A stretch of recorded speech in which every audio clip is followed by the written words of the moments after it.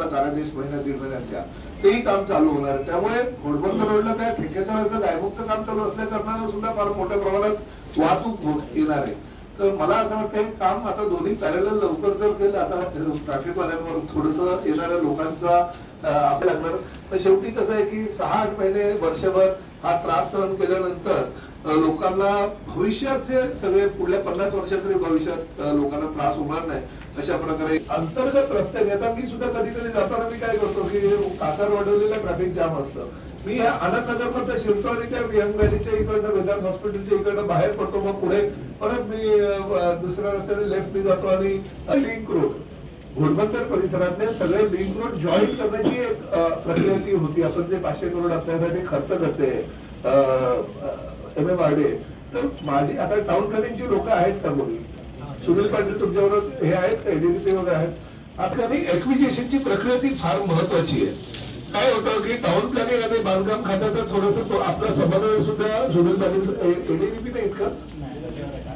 अच्छा, तर town planning आणि बांधकाम खात्याचा समन्वय सुद्धा गरजेचा आहे. सुनील पाटील तुम्ही आणि संजय कदम झाल्यावर घोडबंदर रोडला किमान 20 ते 25% लोक हे पॅरलल रस्त्याचा वापर करतील. त्यामुळे ते लवकरात लवकर काम चालू करणं गरजेचं आहे. त्याला मदत टाउन प्लॅनिंगच्या लोकांनी द्यायला पाहिजे. ज्या ठिकाणी आपल्या ताब्यात घेऊन तिकडे काम चालू करा. काही ठिकाणी जर एक्विजिशनची प्रक्रिया राबवायची असेल तर त्या एक्विजिशनसाठी नोटिसेस किंवा इतर काही गोष्टी आहेत त्या करा. कारण आम्ही मीरा भाईंदर महापालिकेला अनेक जमिनी ज्या आहेत एक्विजिशन करून घेतलेले आहेत. आता कलेक्टर ऑफिसची काही लोक आहेत का इकडे? जिल्हाधिकारी कार्यालयातल्या एक्विजिशनची डिपार्टमेंटची लोक आहेत का कोणी?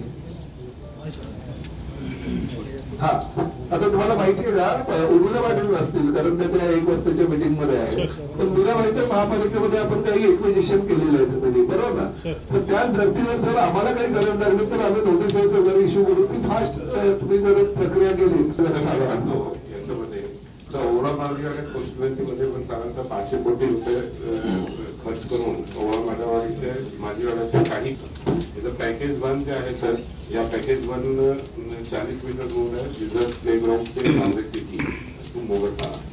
हा पूर्ण ग्रीनफील्ड आहे सर. ग्रीनफील्ड हे आहे, त्याच्यामध्ये आपल्याला प्रायव्हेट लँड एक साहेब जे म्हणतात त्याची उत्तरं द्या. काय परिस्थिती आहे? काय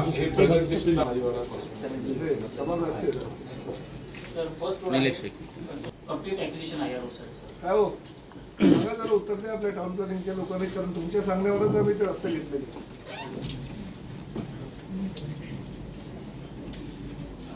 लिस्ट आलेली नव्हती, म्हणजे कन्फर्म करून कुठल्या पॅच मध्ये किती ऍक्विजिशन आहे. अरे आजची बैठक होती, तो विषय पत्रिकेवर होता आणि तुम्हाला लिस्ट आलेली नव्हती असं कसं म्हणतात? ते निविदा प्रक्रिया तुमच्याकडनं येऊन आम्हाला 8 महिने झाले. 8 महिन्यापूर्वी निविदा प्रक्रिया केल्या त्यांनी.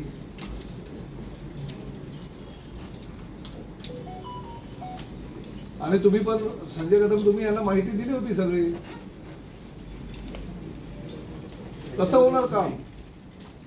त्याच्यामध्ये ना पार्ट जो आहे मध्ये येतोय आणि काही फॉरेस्ट लँड आहे.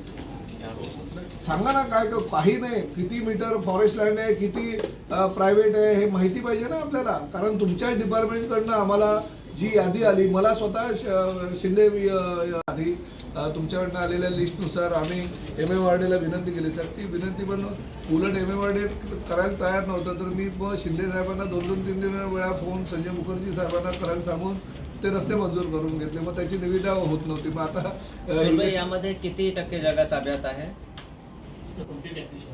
कंप्लीट न्यू आहे.